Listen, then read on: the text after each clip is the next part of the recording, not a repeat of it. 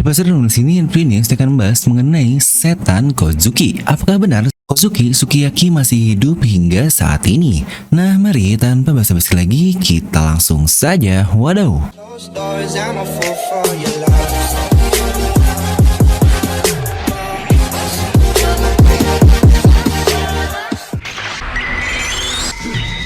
Nah, seperti biasa, sebelum video ini jangan lupa untuk subscribe dan juga nyalakan bel notifikasinya ya. Karena kalian tidak akan tertinggal informasi menarik seputar One Piece hanya di channel Devil Nomi.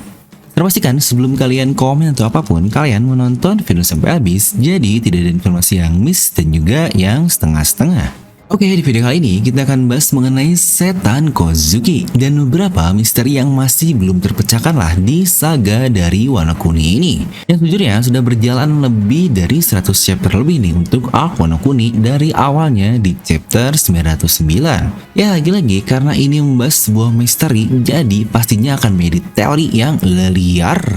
Nah, pertama kita akan bahas dulu mengenai setan Kozuki. Mungkin banyak dari kalian yang sudah berkata jika itu adalah sebutan saja untuk para pelayan Kozuki yang diramalkan oleh Lady Toki sebelum kematiannya. Ya lebih tepatnya untuk Scabbard dan mungkin Momonosuke lah anaknya itu. Tapi saya merasa ada hal yang lebih jauh nih yang perlu dijelaskan dari hanya semacam makam besar saja untuk para pelayannya dan keluarga besar dia sajalah seperti Oden, Toki, Hiyori, dan Momonosuke. Kita akan coba menganalisis dengan mengikuti tradisi Jepang sana bahwa Wano Kuni sendiri memang basisnya kan dari Jepang ya. Contohnya seperti Dressrosa yang diambil dari Spanyol, Water Seven dari Venice dan yang lain-lain. Di mana setan Wano atau setan Kozuki ini jika kita mengikuti kepercayaan di tradisi Jepang, semua manusia memiliki jiwa atau arwah yang disebut sebagai Reikon. Ketika seseorang mati, arwah tersebut meninggalkan tubuhnya dan masuk ke dalam alam lain, di mana sambil menunggu pemakaman yang lebih baik dan menunggu agar mereka bisa bergabung bersama para leluhur-leluhurnya itu. Dan jika ini berjalan dengan baik, para Reikon atau arwah-arwah itu dipercaya akan menjadi pelindung dari keluarga yang masih hidup di dunia sekarang, di mana mereka ini akan kembali tahunan di bulan Agustus dalam festival Obon untuk berterima kasih. Yang jika kita lempar ke dunia One Piece, ini sudah dilakukan juga tepat saat ini juga kan, dengan adanya festival api yang terjadi di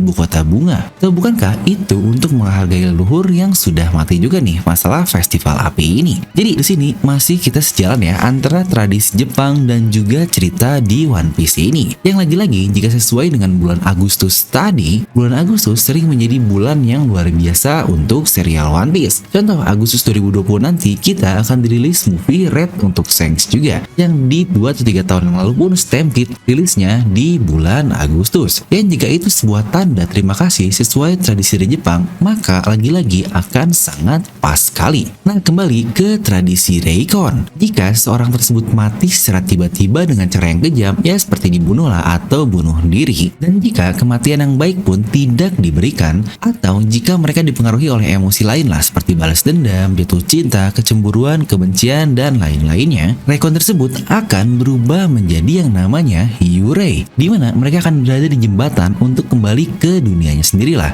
Untuk konsep ini sendiri sudah cukup banyak dipakai di manga-manga lain seperti Jujutsu atau juga di manga Bleach. Sebuah emosi dan pikiran tidak perlu cukup kuat dan bahkan pemikiran simpel pun bisa merusak arti atau makna sebuah kematian. Ketika sebuah pikiran masuk ke pikiran dari seseorang yang sekarat ini, Hyurei mereka akan kembali secara sempurna sebelum kembali ke siklus reinkarnasi tersebut. Nah, apa yang mau saya sampaikan dari sini adalah bukan mereka yang hidup sebagai arwah atau apapun, karena ingat konsep menghidupkan kembali yang sudah mati tidak akan ada di serial One Piece ini. Sebagaimana Oda sendiri pernah ngomong dia paling benci menghidupkan karakter yang sudah mati. Jadi konsep seperti di Dragon Ball yang menghidupkan orangnya atau Edo Tensei seperti Naruto tidak akan terjadi di serial One Piece ini. Lah bang, untuk zombie dari Moria gimana tuh? Menurut saya itu sejujurnya beda konsep lagi. Kemampuan dan kesadaran dari zombie tersebut tidak sepenuhnya milik user yang telah mati. Jadi contoh, misalkan Rox dihidupkan dan dimasukkan bayangan oleh orang lain,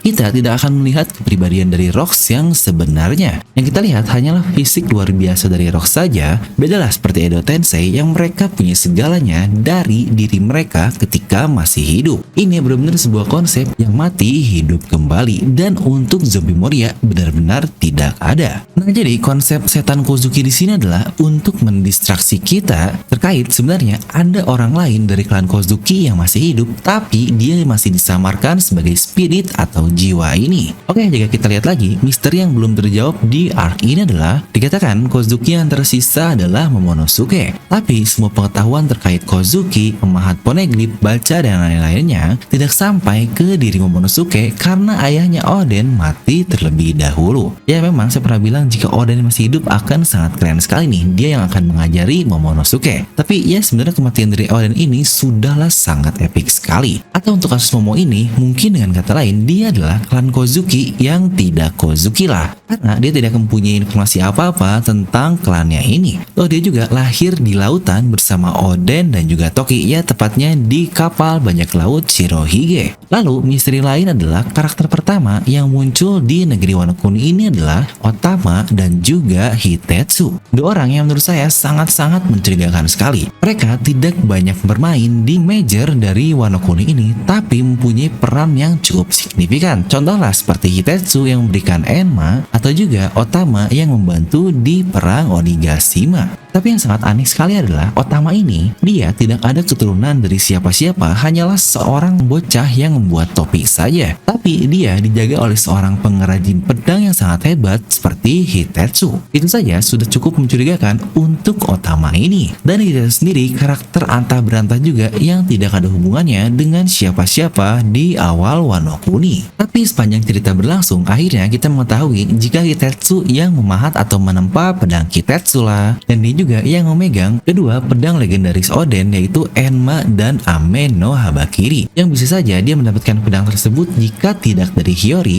adalah dari ibunya Lady Toki. Oke, ini sejujurnya semakin complicated nih hal yang perlu kita ketahui tentang hal ini. Lalu masih ada juga kejanggalan di flashback Kozuki Oden, ya mengenai kematian ayahnya atau Kozuki Sukiyaki. Dia tidak diketahui apakah mati atau tidak kan hingga saat ini. Narasi yang kita tahu hanyalah keadaan Sukiyaki yang memburuk kesehatannya dan katanya akhirnya mati. Makanya digantikan oleh si bangsat Orochi itu. Padahal yang memerankan sakitnya Sukiyaki dan yang lain-lainnya itu adalah si nenek tua Higurashi yang menyamar menjadi Sukiyaki tersebut. Makanya Oden pun bertanya di akhirnya kepada Orochi, apakah ayahnya benar-benar mati karena sakit atau tidak? Opsinya sebenarnya dia bisa mati dibunuh terlebih dahulu atau memang dia tidaklah mati, yang saya sendiri pun tidak yakini jika klan Kozuki ayahnya Oden akan sangat lemah sekali bisa dibunuh oleh orang seperti Orochi dan Kurozumi tersebut. Ingat kata-kata pelayan Kozuki ketika melihat perkembangan Oden yang hebat, dia berkata, wah darah Kozuki memang luar biasa. Yang pastinya Kozuki Sukiyaki ayah dari Oden pun pastinya adalah samurai yang sangat hebat. Nah jika kita tarik lebih jauh lagi,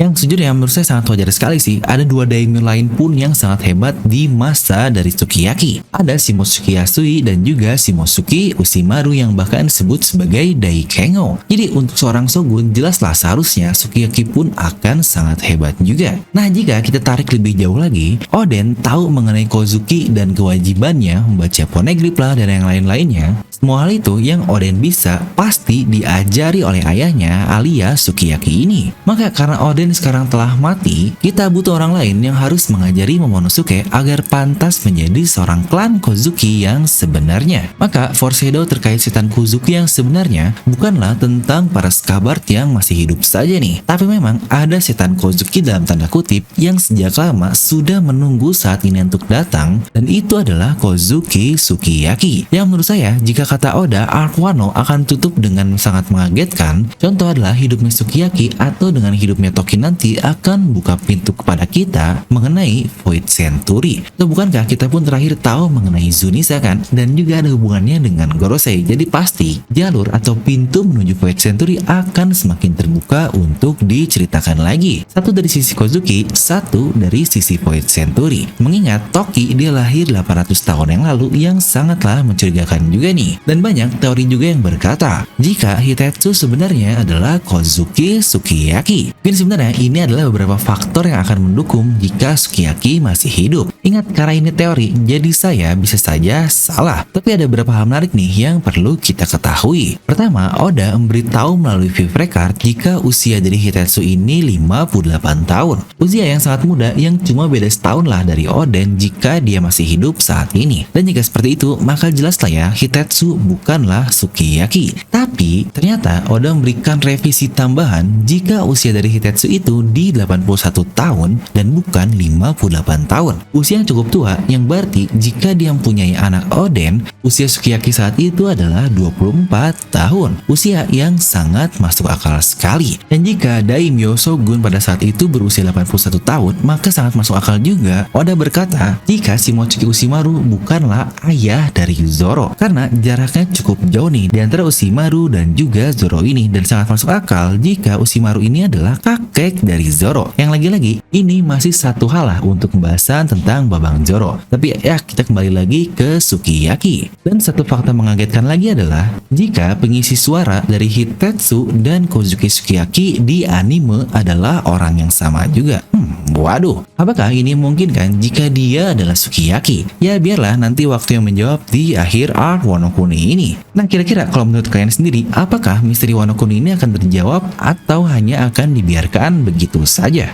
Kalian bisa langsung tuliskan pendapat kalian di kolom komentar di bawah. Serta buat kalian juga yang ingin merchandise novel Nomi, telah keluar nih desain baru dari DNM.merch. Mungkin buat yang follow Instagramnya udah tau lah ya desainnya seperti apa. Nah ini adalah dua desain baru dari arc yang kedua, yaitu Lost. Ya tentu saja kalau Lost atau tersesat yang diomongin pasti Babang Zoro.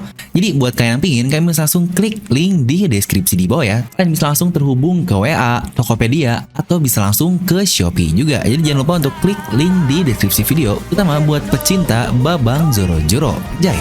Dan seperti biasa, semoga kalian terhibur dengan video ini. Like aja yang kalian suka, dislike aja kalau nggak suka, jangan lupa untuk subscribe dan juga share video teman kalian. Gue Dev pamit, and I'll see you guys next time.